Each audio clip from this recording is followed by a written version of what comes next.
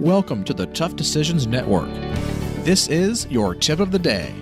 Be sure to visit toughdecisions.net to sign up for our free weekly entrepreneur email, where we send you news about the latest technology for your business, inspiring quotes, and the latest entrepreneur books. That's toughdecisions.net.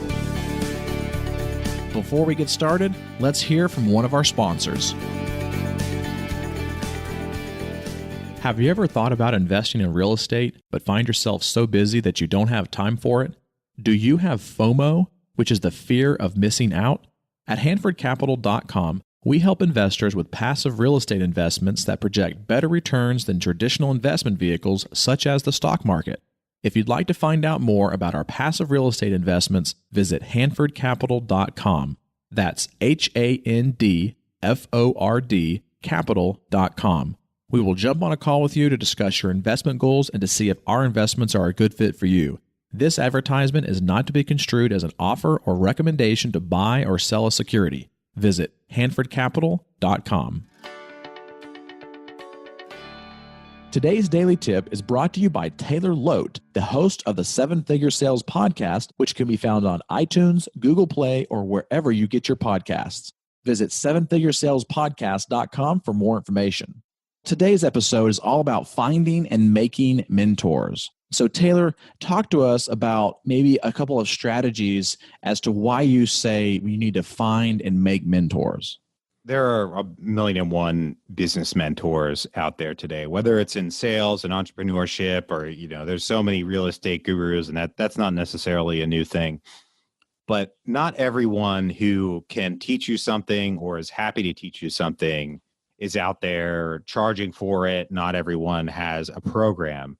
They might just be willing to talk to you about it. And, if you take them to lunch or dinner, they might, be willing to have a conversation with you and give you some very solid pointers about it. So as far as making mentors goes, it's difficult to get to a full formal agreement with someone who doesn't see themselves as a mentor.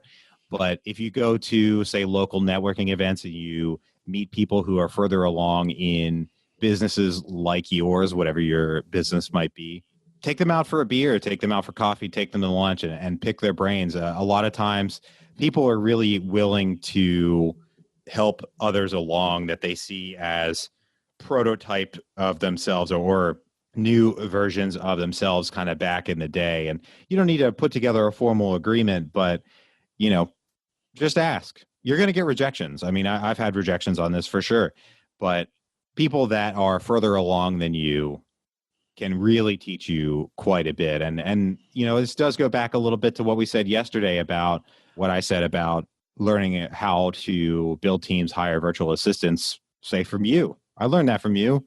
I don't know whether you deliberately meant to mentor me on that, but hey, I asked you a ton of questions on it and it's worked out really well for me. That's just one example of, being ruthlessly willing to learn, ask questions, and really dig through people's brains. And not everyone's going to try to charge you for advice. Not saying that there's necessarily anything wrong with that, but there's a lot of information out there. You just have to be willing to go find it and ask for it. Thank you for listening to the Tough Decisions Network. Visit toughdecisions.net to sign up for our free weekly entrepreneur email. That's toughdecisions.net.